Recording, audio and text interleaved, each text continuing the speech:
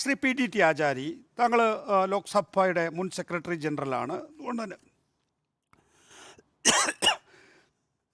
രാഷ്ട്രീയമായിട്ടായിരിക്കില്ല, ഒരുപക്ഷെ രാജ്യവും ഒപ്പം രാജ്യവും മതവും തമ്മിലുള്ള ഒരു ഒരു ബന്ധമുണ്ടല്ലോ. ആ ബന്ധത്തിൽ എങ്ങനെയാണ് ഇപ്പോൾ അതിൻ്റെ ഒരു അതിർവരമ്പുകൾ മാഞ്ഞു പോയിരിക്കുന്നത് എന്നത് വിശകലനം ചെയ്യാനാണ് ഒരുപക്ഷെ താങ്കൾക്ക് കൂടുതലായി സാധിക്കുക. ഇന്ന് ദൂരദർശൻ്റെ 40 4K ക്യാമറകളാണ് ഈ രാമക്ഷേത്ര ഉദ്ഘാടനത്തിന് വേണ്ടി അണിനിരന്നത്.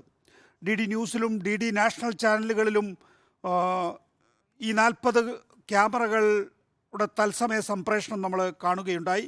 ANIക്കും PTIക്കും ക്ലീൻ ഫീഡ് നൽകിയതും ദൂരദർശനാണ് എന്നുള്ളത് ഞാൻ ഭംഗ്യനിരേണ സൂചിപ്പിക്കുന്നു എന്ന് മാത്രമേ ഉള്ളൂ. പ്രധാനമന്ത്രി നേരത്തെ അഡ്വക്കേറ്റ് KL കുമാർ ചൂണ്ടിക്കാണിച്ചതുപോലെ പ്രധാനമന്ത്രി നരേന്ദ്രമോദിയാണ് മുഖ്യ യജമാനായി ക്ഷേത്രത്തിനകത്തുണ്ടായിരുന്നത്. RSSൻ്റെ സർസംഘചാലക് മോഹൻ ഭാഗവത് ഉണ്ടായിരുന്ന 5 പേരിലുണ്ട് എന്നുള്ളതും നേരത്തെ അനിൽകുമാർ ചൂണ്ടിക്കാണിക്കുകയുണ്ടായി. ഈ മതത്തെയും രാഷ്ട്രത്തെയും വേർതിരിക്കുന്ന രേഖ, ആ രേഖ എന്ന് പറയുന്നത് നമുക്ക് ഇൻവിസിബിളാണ്. അത് നമുക്ക് ജവഹർലാൽ നെഹ്റു ഒരു കാലഘട്ടത്തിൽ രാഷ്ട്രപതിക്ക് അയച്ച കത്തിൽ ചൂണ്ടിക്കാണിച്ചതാണ്. പിന്നീട് അത് എങ്ങനെ വേണം എന്നത് സംബന്ധിച്ച് നമുക്കൊന്നും നിശ്ചയിക്കാനാവില്ല, അല്ലെങ്കിൽ രേഖാമൂലമായിട്ടുള്ള നിശ്ചയം ഉണ്ടായിരുന്നുമില്ല. പക്ഷെ അത് ഇന്നത്തെ ദിവസത്തോടു കൂടി പൂർണ്ണമായും ഇല്ലാതായോ ശ്രീ പി ടി? സാധാരണ ഈ രാഷ്ട്രീയമായ അല്ലെങ്കിൽ മതപരമായ കാര്യങ്ങളെക്കുറിച്ച് ഞാൻ അങ്ങനെ ഒരു അഭിപ്രായം പറയാറില്ല. ഭരണഘടനാപരമായി നിയമപരമായി ഒക്കെയുള്ള ഇഷ്യൂസിനെ മാത്രമേ ഞാൻ സാധാരണ ഹാൻഡിൽ ചെയ്യാറുള്ളൂ. ഇന്ന് ഈ അയോധ്യയുടെ ഈ വിഷയത്തിൽ തികച്ചും ഭരണഘടനാപരമായി മാത്രമേ ഞാൻ അതിനെ സമീപിക്കുന്നു. നമ്മുടെ ഭരണഘടന സെക്യുലറാണ്. ഈ രാജ്യത്ത് ഏത് മതം ഫോളോ ചെയ്യാനും പ്രാക്ടീസ് ചെയ്യാനും പ്രോപ്പഗേറ്റ് ചെയ്യാനും ജനങ്ങൾക്ക് ഫണ്ടമെൻ്റൽ റൈറ്റ് നമ്മുടെ ഭരണഘടന കൊടുത്തിട്ടുണ്ട്. അപ്പോൾ ഹിന്ദുക്കൾക്ക് ക്ഷേത്രം ഉണ്ടാക്കാനും മുസ്ലിങ്ങൾക്കും ക്രിസ്ത്യാനികൾക്കും പള്ളികൾ ഉണ്ടാക്കാനും ഒക്കെയുള്ള പൂർണ്ണമായ അധികാരം നമ്മുടെ ഭരണഘടന നൽകുന്നുണ്ട്. പക്ഷേ ഞാൻ പറയാൻ ഉദ്ദേശിക്കുന്ന ഒരു കാര്യം, ഈ സെക്യുലറിസം എന്ന് പറയുന്നത് ഭരണകൂടത്തിന് മതമില്ല. ഭരണകൂടം ഒരു മതത്തിനെയും പരിപോഷിപ്പിക്കുന്നില്ല, പ്രൊമോട്ട് ചെയ്യുന്നില്ല, ചെയ്യാൻ പാടില്ല. അതാണ് ഈ സെക്യുലറിസം എന്ന് പറയുന്നതിൻ്റെ അടിസ്ഥാനം. അതിൻ്റെ ഒരു എസൻസ് എന്ന് പറയുന്നത് അതാണ്. സർവധർമ്മ സമഭാവം എന്ന് മറ്റൊരു ആംഗിളിൽ അതിനെക്കുറിച്ച് പറയാറുണ്ട്. പക്ഷേ ഈ നെഹ്റുവിയൻ സെക്യുലറിസം എന്ന് പറയുന്നത് ഭരണകൂടത്തിന് മതമില്ലെന്നും ഭരണകൂടം മതത്തിൽ നിന്ന് മാറി നിൽക്കണമെന്നും ഒരു പ്രത്യേകമായ മതത്തിൻ്റെ പരിപാടികളിലോ അതിനെ പ്രൊമോട്ട് ചെയ്യുന്ന ആക്ടിവിറ്റീസോ ഒന്നും നടത്താൻ പാടില്ല എന്നൊക്കെ ഉള്ളതാണ്. പണ്ട് സോമനാഥ ക്ഷേത്രത്തിൻ്റെ പുനരുദ്ധാരണത്തിന് ശേഷം Indian president doctor Rajendra Prasad അവിടെ പോകണമെന്ന് പറഞ്ഞപ്പോൾ അത് പോകുന്നത് ശരിയല്ല എന്ന് നെഹ്റു പറഞ്ഞത് ഒരു ഹിന്ദു വിരോധമോ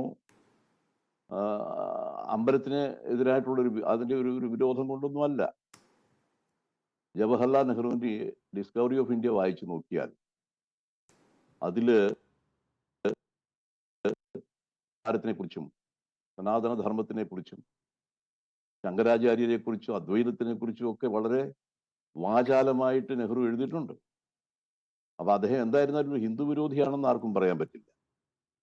എന്നിരുന്നാലും അദ്ദേഹം പറഞ്ഞത് ഈ പ്രസിഡന്റ് പ്രധാനമന്ത്രി എന്നൊക്കെ പറയുന്ന ഗവൺമെന്റിന്റെ ഭരണകൂടത്തിന്റെ അതൊക്കെയാണ്. പക്ഷേ ശ്രീ പി ടി ആചാര്യ ഒന്ന് ഇടപെടുകയാണ്. നോക്കൂ, ജവഹർലാൽ നെഹ്റു ഒരു മതേതരവാദിയായിരുന്നു. ആ നിലയിലുള്ള ഒരു മതേതരവാദികളല്ല ഇന്ന് രാജ്യം ഭരിക്കുന്നത്. അവരുടെ രാഷ്ട്രീയ പാർട്ടിയായിട്ടുള്ള ഭാരതീയ ജനതാ പാർട്ടി ഹിന്ദു വിശ്വാസത്തിൽ അധിഷ്ഠിതമായ ഒരു രാഷ്ട്രീയ പാർട്ടിയാണ്. അപ്പോഴാണ് ജവഹർലാൽ നെഹ്റു എങ്ങനെയാണോ രാജേന്ദ്ര പ്രസാദിനോട് പോകരുത് എന്ന് പറഞ്ഞത്, അതിന് ഘടകവിരുദ്ധമായ രീതിയിൽ പുതിയ ഭരണകൂടം ഇന്നിപ്പോൾ യോഗി ആദിത്യനാഥ് പറയുന്നത് ത്രേതായുഗത്തിലേക്ക് തിരിച്ചു പോകുന്നു എന്നാണ്. പുതിയ കാലചക്രം, അതായത് അടിമത്തത്തിൻ്റെ മനോഭാവം തകർന്നു, പുതിയ ചരിത്രം ഇനി കുറിക്കുന്നു എന്നാണ്. മുഗൾ ഭരണകാലം അടിമത്തത്തിൻ്റെതായിരുന്നു, അതിൽ നിന്ന് നമ്മളൊരു പുതിയ കാലഘട്ടം കുറിക്കുന്നു എന്നാണ്. അപ്പോൾ അതിൽ നിന്ന് നേരെ വ്യത്യസ്തമാണ്. അത് നമ്മൾ വിശകലനം ചെയ്യേണ്ട കാര്യമൊന്നുമില്ല. പക്ഷെ അത് എങ്ങനെയാണ് ഒരു മതരാഷ്ട്രത്തിലേക്ക് എത്തുന്നത്, അതിലേക്ക് എത്തുന്നുണ്ടോ ഈ പറയുന്ന ഈ അതിർവരമ്പുകൾ ലഘൂകരിക്കപ്പെട്ടതോടുകൂടി അല്ലെങ്കിൽ ഇല്ലാതായതോടുകൂടി? ഞാൻ പറയാമെന്നൊന്ന് കംപ്ലീറ്റ് ചെയ്യട്ടെ.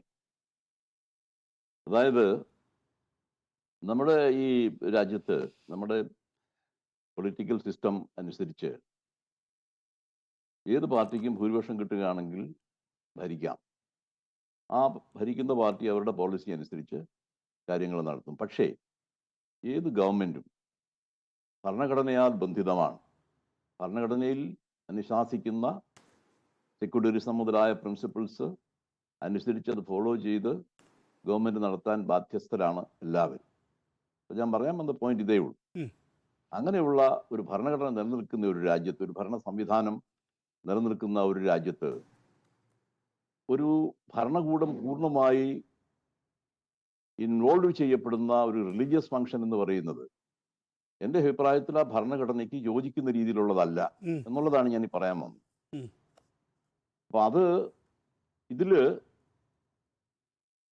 പ്രധാനമന്ത്രി അതിൽ മുഖ്യ യജമാനനായി മാറുക എന്ന് പറയുമ്പോൾ നമ്മുടെ ഭരണകൂടം ആ ഒരു റിലീജിയസ് പരിപാടിയിൽ, മതപരമായ ചടങ്ങുകളിലും അനുഷ്ഠാനങ്ങളിലും പൂർണ്ണമായി പങ്കെടുക്കുന്നു, പൂർണ്ണമായി ഇൻവോൾവ് ചെയ്യപ്പെടുന്നു എന്നുള്ളതാണ്.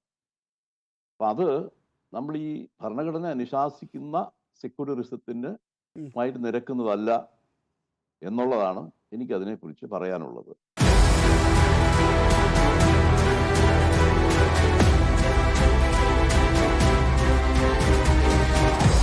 Debate with MV Nikesh Kumar.